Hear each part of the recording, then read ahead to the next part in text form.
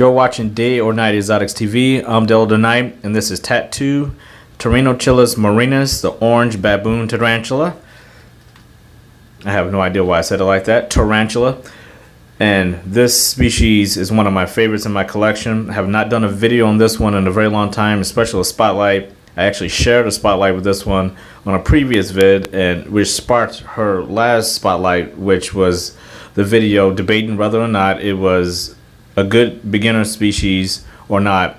I'll put a link to that in the description to that video. If you're a beginner and you want to know more about the species, I'll link that in the description so you can check out that video. That was the controversy video, quote unquote, when I was going back and forth with another person about that subject. But in this video, we're going to focus just on my particular species, which or my particular specimen, which is actually not as bad in temperament as a lot of OBTs you see in other people's collection.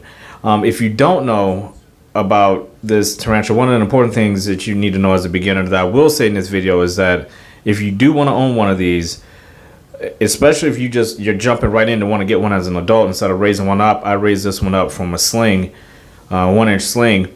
You definitely want to make sure you do your research and understand what you're getting yourself into with this tarantula, because it is blindingly fast. It burrows, so you won't see it that much, so that the tank has to be set up just right, and also it has a very bad bite. It depends on who you talk to. If you go on the Ratner boards and check and check out the bite reports, some people had intense vomiting all the way back to some people just said it felt like a bee sting, and it wasn't that bad.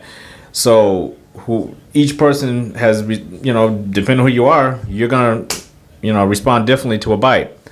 So unless you know what that's gonna be, I highly recommend you don't handle this tea, and you be very careful when rehousing it or feeding it. My particular specimen comes out all the time. A lot of people don't see the OBTs. Mine does, but only if it's dark. I keep my reptile room dark 75% of the time, which my animals love. We'll get back to that in a second as we take just a quick look at my Pterinochilus calceatum. This is Caesar. She's a female as well, and this footage was taken probably 2 to 3 minutes after I turned on the light in my room. And like I said, it's 75% darkness in my room most of the time. And whenever I come in, all the animals are out doing their thing. As you saw, the Pterinochilus calceatum went running back in his barrel. And this one, she will run back in, but only now if I touch it. The light doesn't scare her like it used to. If I touch that enclosure, or if I move too fast, then she'll go in. But most of the time, she'll stay out and walk around even when I'm not out here, which is cool. The older she gets, the more laid back and temperament, and she's kind of, I wouldn't say getting used to me, but she's kind of gotten used to the routine. Now, I am moving in about a month, so I had to delay her rehouse. I don't like rehousing my tarantulas or any of my animals. I don't like changing them up too bit when there's a move about to happen, because I want them to still feel comfortable in the enclosure before I rehouse them and then do a move with, it's just a little bit too much to ask, especially with these tarantulas. They just, they like their, I wouldn't say routine, but they like the comforts of their home. So even though this one desperately needs a rehouse, as I'll show you the size difference between, or comparison between my hand and this tarantula at this point in time, and she's not quite an adult yet, and she is a confirmed female. One of the things I love about my room is that I can keep it dark, and all the animals seem to do so much better that way.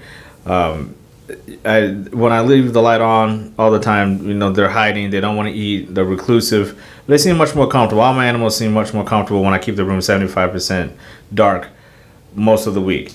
And this one, really no problems, because she really takes her enclosure and makes it her own, which is why I try to wait until I just really have to change it, because she really just makes it her home. And you can see she eats very well, and she is definitely due for a rehouse, but I'm gonna have to put it off just a little bit longer until we get settled into the new home as I rehouse my family, and we'll do a vid on her once she's all settled into the new home and ready to get rehoused. Definitely be doing a spotlight on that rehouse. I'm gonna give her something not too much bigger than this, but a little bit bigger, and hopefully she'll do fine. Thanks for watching, guys. Take care.